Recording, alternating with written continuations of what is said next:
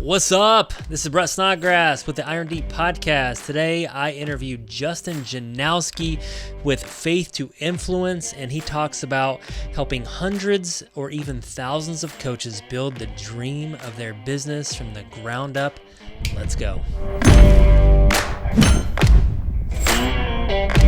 What's going on? This is Brett Snodgrass with another episode of the Iron Deep Podcast. I got Justin Janowski from Faith to Influence on with me today. What's going on, Justin? Hey, Brett. Thanks for having me. Yeah, man. Super excited to have you on the show. And we got a chance just to catch up, chat a little bit, and talk about your business and what you do throughout your career and your journey. And so just want to give you a brief bio, guys. So Justin Janowski, he has helped hundreds of coaches build their dream business from the ground up. Driven by his faith, he's founded this organization, Faith to Influence, to help people learn what it takes to turn coaching into a profitable business venture.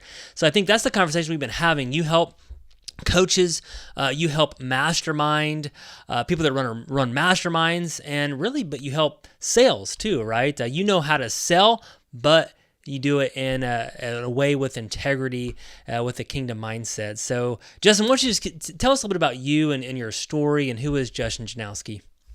Yeah, thanks for asking. I live in Milwaukee, Wisconsin. I'm married to my wife, Kara. She's amazing. And I've got two little kids, Grace and Gavin. And I'm a Christian. My faith is really important to me. And sales has really been my thing for a very long time. I was in sales when I was 18. One of my first job out of high school was selling Cutco kitchen knives. So I would have in-home presentations with like my friends' parents. And it's a goofy job. It's not for everybody, that kind of direct sales job, but I loved it. I sold a couple $100,000 worth of Cutco. I had 700 customers. I really learned a lot about sales and entrepreneurship there. Got into financial planning later, started to hire my own coaches, people who would support me in growing in my business and in my life. And then I realized I wanted to get into the coaching space. It was really compelling to me. It was really fun. It was interesting. And I worked for another coaching company in sales for a few years. But that company became very spiritual, as a lot of the personal development world is, and it wasn't Christian. So over time, the divide in like my faith and the spirituality of the company that didn't feel super aligned, that began to grow, the gap there.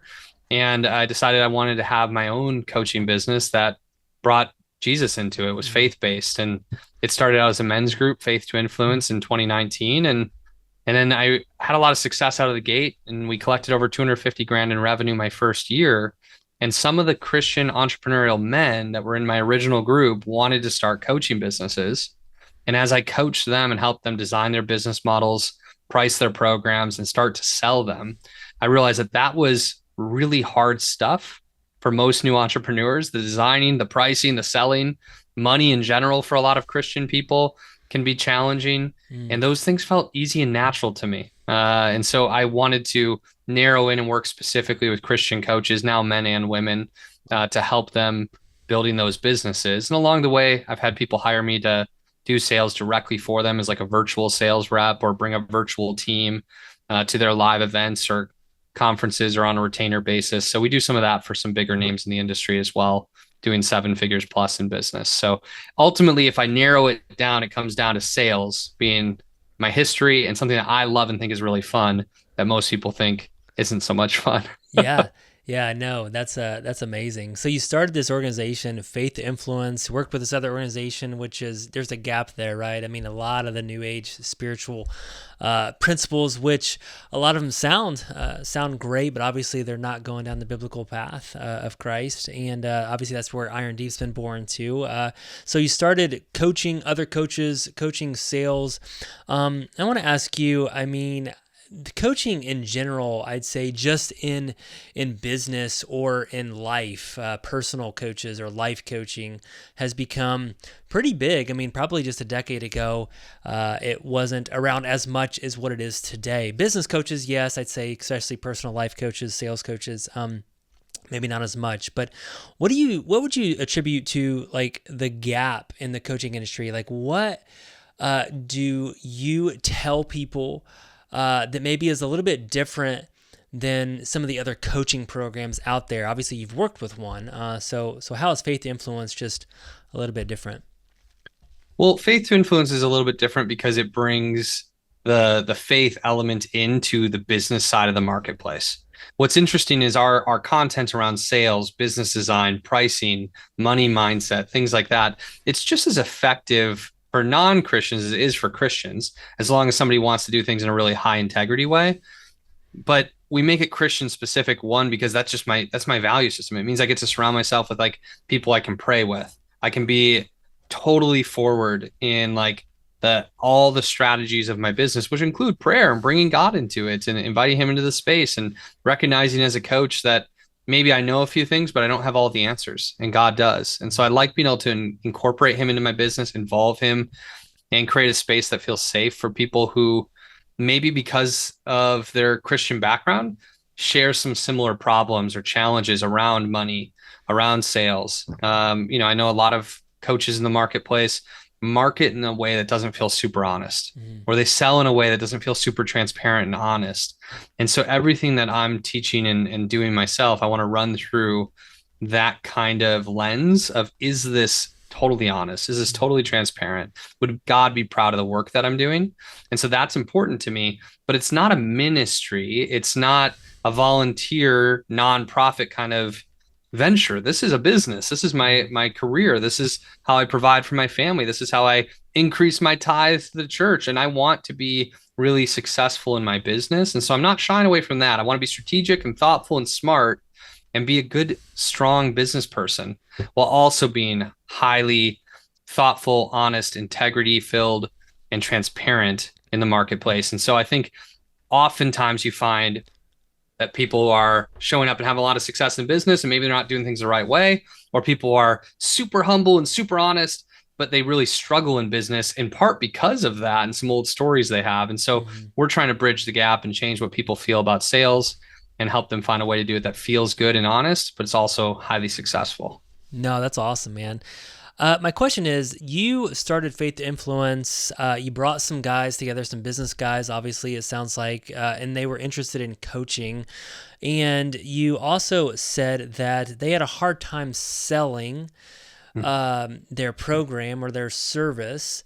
And even I have a hang up on this. And I want to ask you, so for example, I've been in real estate for 17 years, and I have no problem buying and fixing up a home and checking out what I think the value of the home is and selling to a buyer and putting a value price tag on that particular service and that home.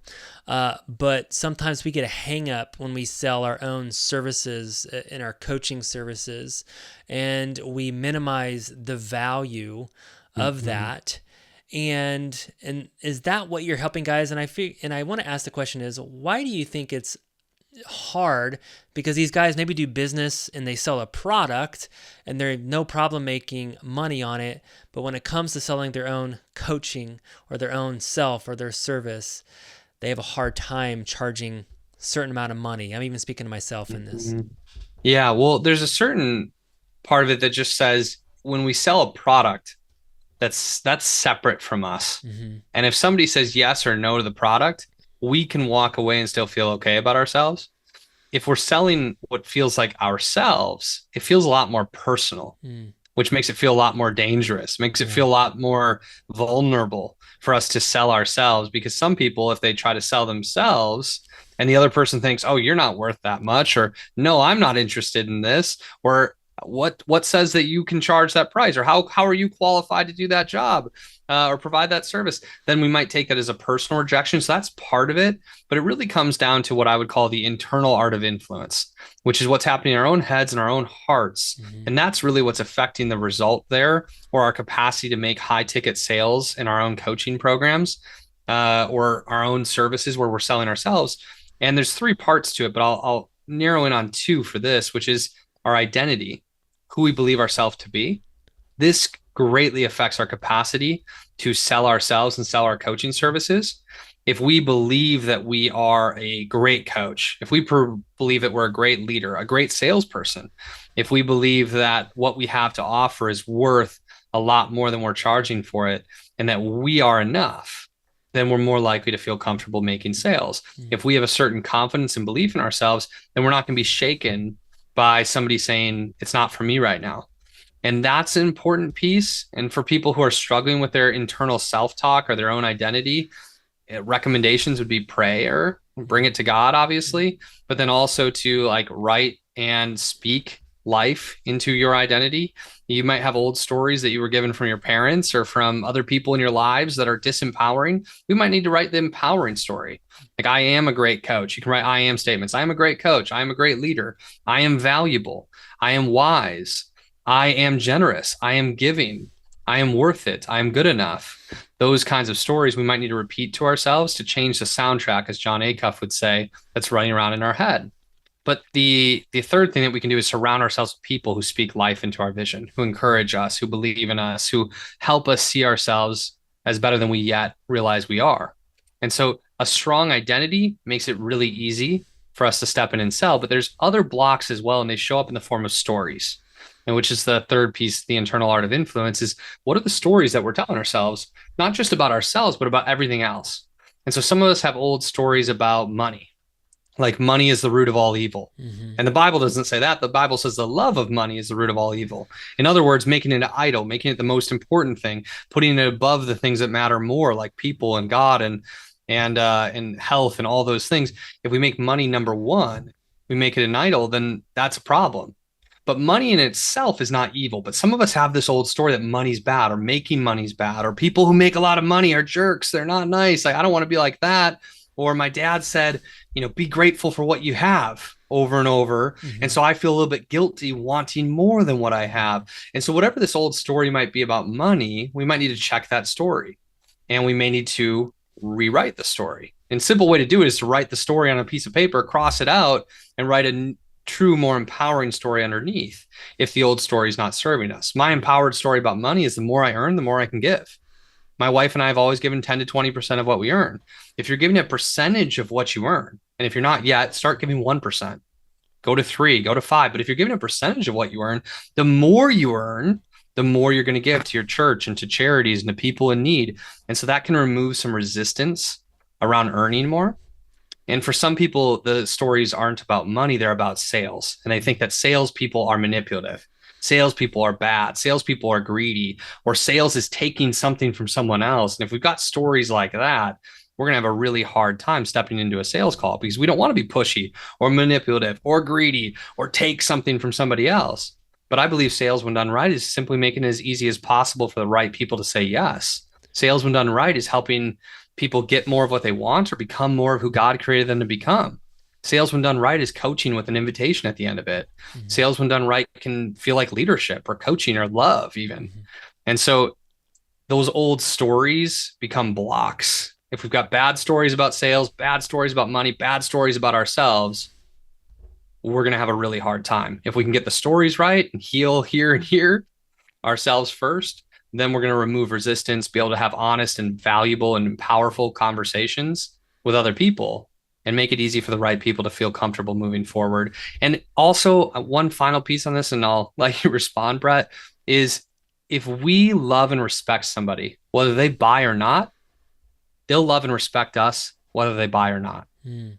If we don't make it weird, if we don't get upset, if we don't feel personally offended, everything's going to be cool in that relationship. We're going to love and respect them whether they buy or not. We recognize as a salesperson, our job is to be influential, to ask great questions, to make a great offer, and to recognize where our responsibility ends and the other person begins. Mm-hmm. We have to let them be responsible for making their decision and not take it personally if it's not the right time or they can't afford that price point or whatever it might be. That's absolutely okay. And we can accept and love them, and they can accept and love us in that scenario as well. I love that. I love that. It takes all the pressure off in that scenario too. So you talk about high integrity sales calls. You have this 10-step process leading high conversion sales calls without compromising integrity. So I've heard, obviously, I've been on good sales calls. There's been great organizations that I've been a part of that I've paid a lot of money for, and I'd say, that was totally worth it, high value. But I've also heard some other horror stories too, where someone paid a high ticket sales and they walked away didn't thinking that it was worth that, didn't think that it was integrity behind that.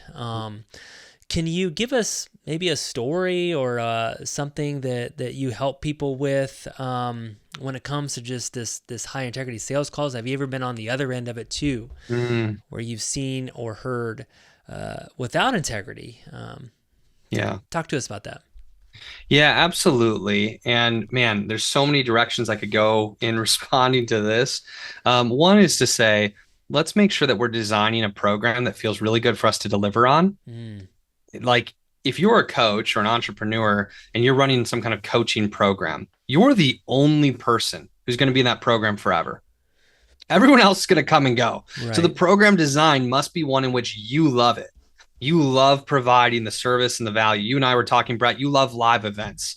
So Hmm. if that's really fun for you and you don't love a certain other aspect that people sometimes include in a coaching program, leave that one out. If you don't Mm, like it, you're not going to deliver on it at the highest level. You're going to resent it. It's going to burn you out.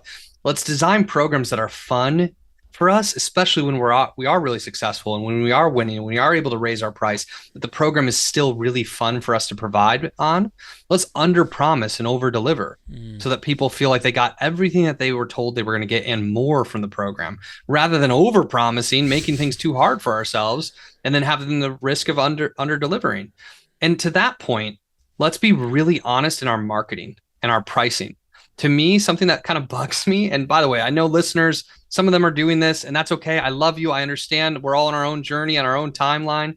But something that bothers me is people having a $20,000 program, but calling it $19,997. mm, To me, that's ridiculous. When we're talking about $20,000 to take $3 off the price and hmm, say it's 19,997 is what I hear people hmm, say, or your $10,000 program calling it 9,997. hmm, I get it. I know that's a marketing tactic. Maybe it makes you make more sales. mm, Maybe I like to think that my audience, my people, are a little bit smarter than that today. Like they know that 9,997 is 10,000. hmm, But even if they weren't, if I have anybody who would buy my program for 9,997 who would not buy it at 10K because of a threshold in their mind, I don't want them to buy. hmm, I want them to say no if 10K sounds like too much because the real hmm, price is 10K. hmm, I want to make sure that the people who join my program feel good about that price point.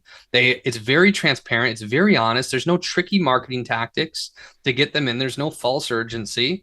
I've just got a fair price point that's honest, that's shared, and I'm inviting people to it and giving them an opportunity to say yes. When they say yes, they don't feel tricked. They don't feel like I overpromised. I'm oftentimes giving more to the people in my program than what they expected. And that leads to people feeling really good about their decision to be a part of it. A final thing I'll say on this is that as a Christian leader in business, I want to make the right decision for the other person financially whenever possible.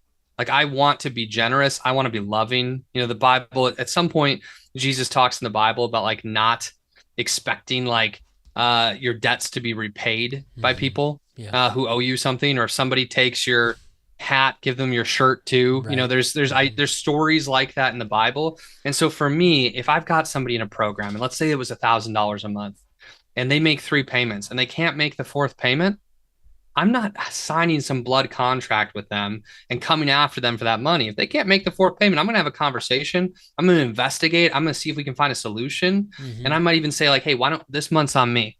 Let's just Hmm. pick it back up next month and see if Hmm. that can work. Oftentimes, if somebody has a money problem one month, it doesn't go away in a month. Hmm. It's still there the next month. I'm just going to let them go. Hmm. If they can't make the payment, it's going to affect their family. It's going to hurt them. They're choosing between paying for my program and paying a bill. The program's not for them right now. And I'm Hmm. going to let that person lovingly go. And that sort of thing makes it easier for me too. But because I deliver upon everything I say I'm going to, I'm transparent on the front end, I'm honest in the way I show up for people. I never have anyone ask for a refund. Hmm. Occasionally, somebody can't make all their payments because the financial ask was a little bit of a stretch for them and they ran into a hard time. And I'm going to let that person go with love and keep the door open for the future. Hmm. But if you show up and do what you say you're going to do, people are rarely going to ask for a refund. And if they were to ask for a refund and they had good reason for it, I know this is hard for new entrepreneurs, but I would give them the refund. I mean, I have a conversation. I believe in win-win or no deal in business. How can we make this a win for both of us? How can this feel fair for both of us? I'm going to negotiate in a way that allows us to both get to a place of feeling good and feeling like this is fair. But if I can't get there, because we tithe every month, like we tithe a certain amount to the church, a certain amount in a giving account. I mean, I'll pull the money from my giving account, make the payment for them, Mm-hmm. pay back the company for, through the giving account. Like if I need to give them that gift, they need to be the recipient of that financial support. I'll do that when I need to. Mm-hmm. Interesting. Interesting. Is there ever a time, because I've ran into this too, where let's say someone they're a great culture fit. You love having them as a client. You're working with them. You see some growth potential in them, but they're not quite there yet financially. And let's say they can't make some payments. Have you ever made some decisions just based on, I just want to help out this person, right? Yeah. And to see them grow. Yeah, Yeah. I'll essentially sponsor a client or give a sweetheart deal to a client, like maybe one out of every 20. Mm-hmm. You can't do this very frequently. If you do this too frequently, it's not fair to your paying clients who are Right. paying full price. But Mm-hmm. occasionally, I can think of one person who's in our sales school for coaches 6-month program right now who could not afford the program, wasn't going to be able to be in it, really wanted to be in it, is on a call with me crying, Mm-hmm. saying how much she wants to be in it. But I know she's a single mom. She's got a couple of kids. She's in a position where it's just not possible for her. Mm-hmm. And she's got some other challenges she's dealing with, which I won't share here to Mm-hmm. identify her. But as I spoke with her, I just felt like God telling me like she needs to be a part of this Mm-hmm. and she's going to be a culture fit. She's going to make the program better for everybody else. And like, this is a gift I need to give. And so I invited her into the program and, the program's 5,500. She paid 1,000. Mm-hmm. I'm like, well, what could you pay? Mm-hmm. She said, I've saved $1,000 for something like this. I could pay $1,000. And she's like, I know that's ridiculous. And like, there's no way you could say yes. And I'm like, yes, Mm-hmm. deal, let's do it. Mm-hmm. And like that felt good. And that felt equitable for her. And she's been an amazing client to work with. And I was absolutely right with my gut feel to invite her into the program. But we need to make sure that we're not doing it very frequently. Mm-hmm. It shouldn't be done more than 1 out of 10 clients at Mm-hmm. the most, but 1 out of 20 is probably better. And if we are going to make that kind of concession for someone, it has to be defensible. That if our clients were to find out about that price point, or one of my clients is listening to this podcast episode, I mean, Mm-hmm. I'm openly talking about this. Mm-hmm. I like transparency. If they listen to this and said, "Well, I'm paying the full price, 5,500. Mm-hmm. You gave somebody 1,000. I need to be able to explain why. Mm-hmm. I need to be able to feel like it's defensible. Like I had good reason for this, and it was Mm-hmm. the right thing to do. Mm-hmm. And just trust that my clients, if they're like me, are going to understand and respect that I invited this single person in, but that I'm not doing that regularly and everybody else is paying the same price as this client is. I love that. A couple other questions. This is awesome. So thank you so much just for sharing, Justin. We talked about kind of the optimal business model. And let's say someone is going in, and typically what happens, what I've seen a lot is someone will start out in business, they'll raise up a business, maybe they sell it, maybe they get burned out from that business, they transition into consulting, coaching, Mm-hmm. masterminding. We see that time and time again, don't we? Maybe they write a book and then they start coaching other people. So again, those that are looking into coaching or masterminding, or what are some other key considerations when designing kind of their pricing or their offer? Because again, I've gone in and I've been coached by people that charge $50 an hour or $100 an hour, and then I've been to people it's $1,000 an hour. I've been to masterminds where it's 30,000, and then some are charging 5,000. Right? Yeah, Like, for what are some sure. considerations that you have to think about? Well, if I'm thinking about launching a coaching business, there's a few steps that I think are really important. And the first thing I would encourage people to do is design their mission statement. To me, that is a statement that, in short, says, I help blank do blank so that blank. It answers the questions of who do you work with? What problem do you help them solve? And why does it matter? If we get this really clear, like this informs everything else we do. It allows us to have a consistent message. If done right and specific enough, we've got a narrow target market so that we can become known to that specific group of people. And we're solving a pervasive problem that that group of people needs to have solved. That makes a great impact by solving it. Really supports them. So, like, if this works for a marriage coach as much as it works for a marketing coach, as much as it works for a spiritual director, Mm-hmm. which is, a form of spiritual coaching and faith coaching and Christianity coaching. So across all these different avenues, like we want to have a specific audience that we work with, a problem that we solve, and a reason why it really matters. And that informs everything else. Now, if we're clear on that, because the different problems that we're solving, the different audiences we're working with affect our price point. Mm-hmm. They affect our offering, no question about it. But if we're outcome focused first, then we move on to saying, what's our signature offer? Which is the very best way somebody could work with us for a year. This might be your highest ticket offering, and it might be an annual program, could be 6 months.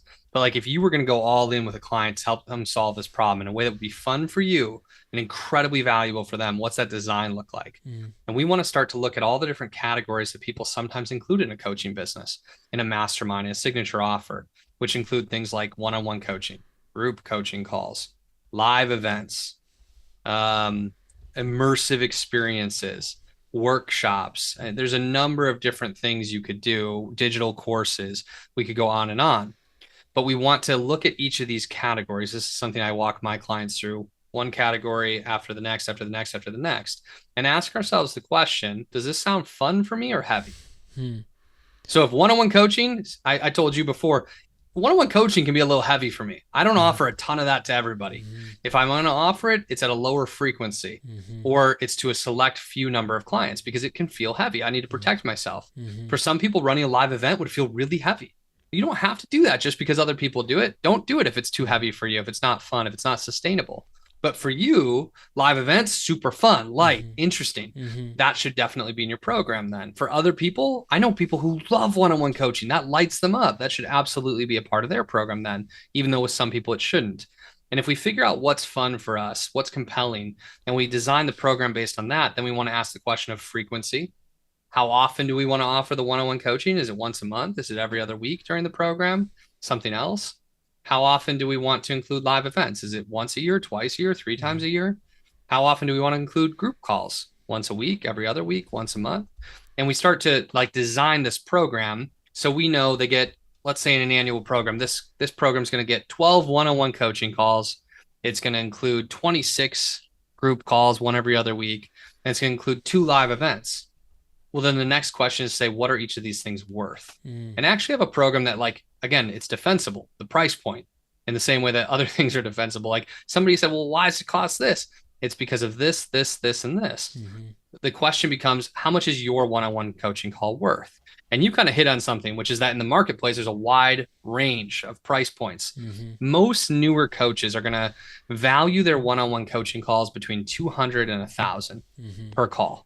Now, some people are going to be less than that, usually not very successful coaches. Mm-hmm. Some people are going to be more than that, usually very, very successful coaches. Mm-hmm. But most like, mid-tier, newer, but like wise coaches are between $200 and $1,000 per call. So if you decide my coaching calls are worth $500 or whatever it is in that range, are you an experienced coach? Are you a little less experienced? Are you a luxury model in the marketplace? Are you the economy model? You can decide where you want to be in that range. You might charge $200 per call in value. I might say mine are worth $1,000.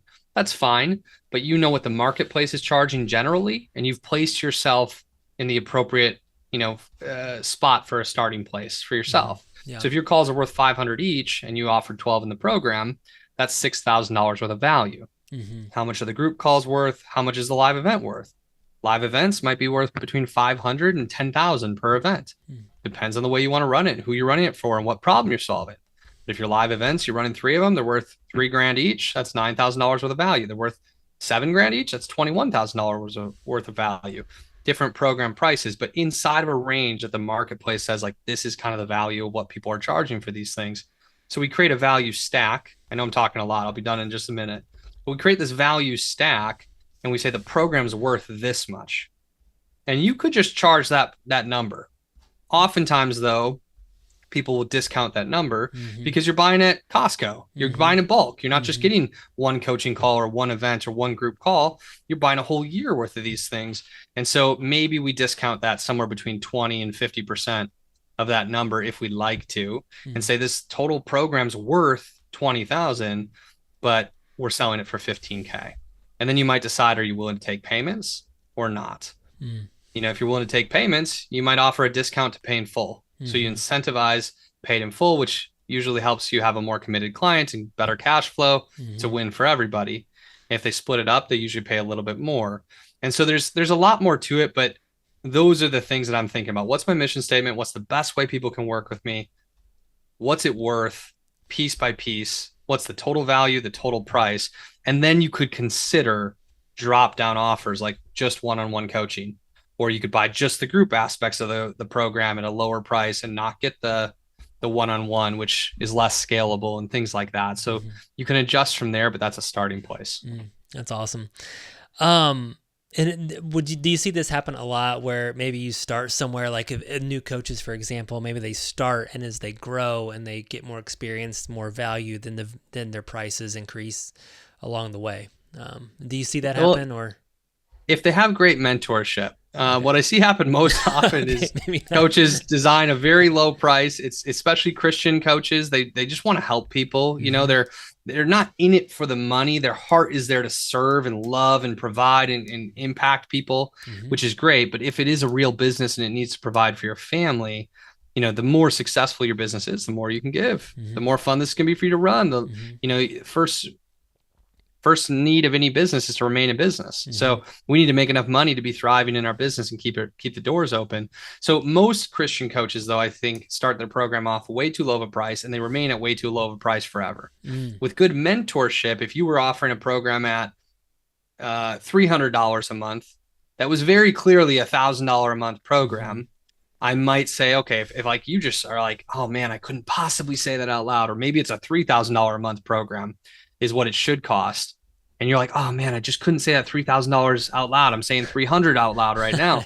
We might say, okay, well, 3,000 is what this is worth and what you should charge, but let's have a step up process. How about for your first 5 clients, you charge, like, can we jump from 300 to 500 a month for the Mm-hmm. next 5 clients? Mm-hmm. And then at that point, jump from 500 to 1,000. And at that point, after those 5, jump from 1,000 to 2,000. Like we could have a step up process, or if it was Mm-hmm. from 300 to 1,000, maybe a jump to 500, a jump to 750, and then a jump to 1,000. So some people need that step up process. Other coaches are like, oh, that's the fair price. I'll charge Mm-hmm. that right now. Best to start at the appropriate price. But if we need to slowly work our way there, that's okay. Most coaches who struggle with money and pricing and tell themselves, I'm going to start low and I'll raise my prices later, will never on their own accord raise their prices because Yeah. the problem's not getting solved unless you have a Right. coach or a community or something that's acting upon the problem to solve it. Interesting. Interesting. My last question for you, Justin, before we wrap this up, is this happens to myself. I'm a visionary entrepreneur. Love to create things. You kind of create this model. You get your signature offer. Things get started. Um, what would you suggest? How do you, one of the fears of me is how do you continuously, um, you know, provide value and have engagement and momentum, right? Because I think it's Mm-hmm. easy, we do these retreats, we come out of there, we have so much momentum. But then how do you continuously serve and just to have that momentum before it just kind of getting stale, right? Because I've seen that happen a Yeah. lot. Well, we had this group and then it was great for 6 months and then it just got stale. Well, the most important thing is the answer that a lot of entrepreneurs and coaches don't want to hear. The way you maintain momentum in your program is to focus on sales all of the time. Mm, You always need to be focused on sales and bringing in new clients. And I know that that's like, oh man, some people are like, oh, I don't want to always have to bring in new clients. I don't want to focus on sales. So many coaches love coaching, but find sales to feel scary or intimidating or heavy. And the invitation is to change the way you feel about sales, to recognize that sales, when done right, it's just a coaching call. mm-hmm, You're discovering and learning about a person or a business and their needs, where they're at right now, what their goals are, what's stopping them from accomplishing those goals, and how committed are they to solving the problem. And then in a coaching call, you're putting together a plan to solve the problem. Well, in a sales call, you're doing the same thing. The plan just might include working with you if you can help them efficiently solve the problem. So if you begin to rewrite sales in as a coaching call, maybe you'd enjoy it more. mm-hmm, But we have to be focused on sales. Programs will die out. People will transition. And if we're not bringing in new people, we're not increasing the network, increasing the value, bringing in new relationships and new energy that's fresh, things will get stale. And mm-hmm, so we have to, you go to the grocery store every single week. You're not going to just like grocery shop once and eat that food for the next few years. Mm-hmm. You need to go to the grocery store over and over again. We need to do the same thing around sales. We need to go back to the store again and again and again and bring in fresh product. Mm-hmm. And while we're doing that, if we're successful enough in building as like a solopreneur, a thriving business, and we're really serving our clients well, referrals will make sales a lot easier and warmer and more comfortable. And that's a smart strategy. But then additionally, as we have more and more success, we can afford to hire a sales rep. That might be the first hire after maybe a simple virtual assistant in your business would be to hire a sales rep or hire a company like ours to do the sales for you if that's not Mm-hmm. something you want to do. But you're going to have to do that first to get to a certain level in the building phase of your business to be financially viable and be able to afford hiring somebody else to do the sales for you. But that's the real answer to keep the program in momentum is to keep it in sales focused mode Mm. while you're serving. Yeah. No, definitely. That was, having our events and our retreats. That was the one of the things just that drained me. Even was the recruiting, the sales. I mean, I love doing the events, the live events, and the experience of it all, and putting all the blueprints together. But yeah, going after all those calls, I think I can see where you're coming from on that. So, Justin, thank you so much for being on the podcast today. I appreciate you. Want to give you just an opportunity to, if someone's interested in what you're offering. I mean, you offer so much value, but what's the best thing for them to do? Yeah, I mean, you could definitely reach out to me directly. I'm easy to find, Justin Janowski on Facebook and other social media sites. But if you're interested in just taking a simple first step, we'd love to give you a free gift, which is our 10-step sales process PDF.